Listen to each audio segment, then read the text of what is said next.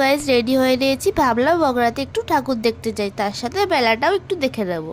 প্রত্যেক বছর এত বড় মেলা হয় না, এর থেকে ছোটই হয়। এবারে দেখছি পুরো মাঠ ভরে মেলা হয়েছে। এবারে এখানে থিম করেছে মৌমাছি। এবারে ভেতরে গিয়ে দেখি যে ঠাকুরটা কেমন করেছে।